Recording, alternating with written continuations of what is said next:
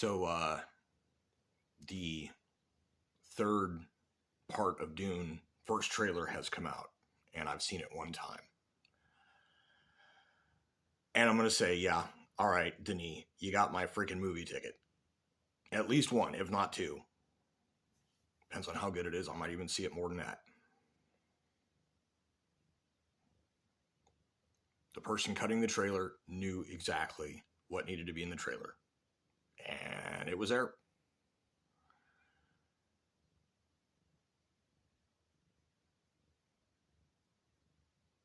It's going to be Dune Messiah. I think that one's not going to be too terribly difficult to adapt.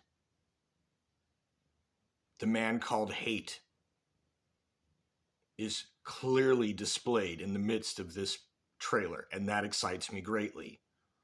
I think they might actually do it right.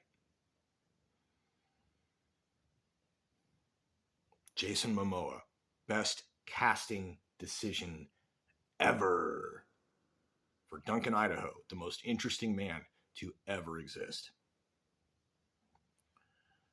The man called hate is not Duncan, Idaho, though. You'll find out if you watch the movie what that deal is about. Paul has his hair shorn. This is signifying he's no longer a boy, he is a man, and also in some spiritual and religious circles, those cutting your hair off represents a forsaking of the world and transcending to a new level. So who knows for what reason it does it, and the talk of the names of the children, which is exciting because I think if they're able to pull off, see, if they're smart, they're already working on the stuff they need for the next parts with some of the budget and time on the existing film, because you've got to go through some of this stuff anyway. So it's like if it's a continual process of the evolution of what they need for this film franchise, if they're doing it smart, they're kind of pre-preparing in advance, which would be apropos for this series. And that would mean that they could be preparing to do some God Emperor of Dune stuff while they still have Jason Momoa able to be flattened by a worm. And if you don't understand, that's fine. That's not a spoiler. You will understand in time. So that would be totally dope if they're able to do that. I don't know. But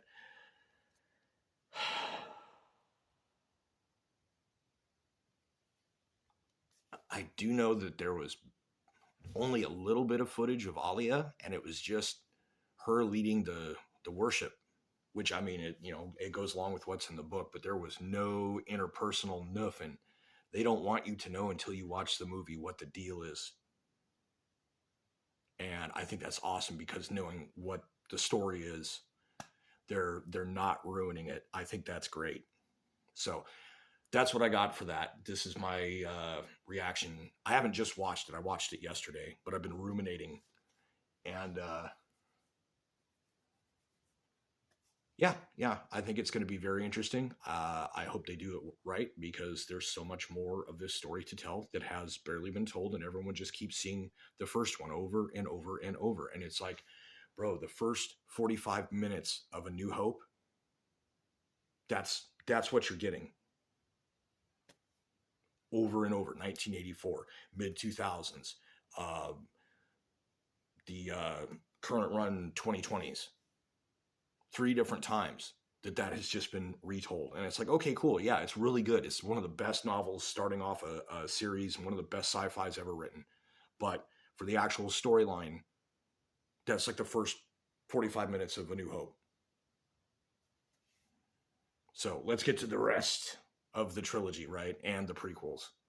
There's a lot of information. There's a lot of really cool stuff.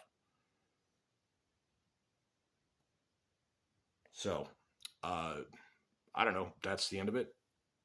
If you're still here, thank you for watching.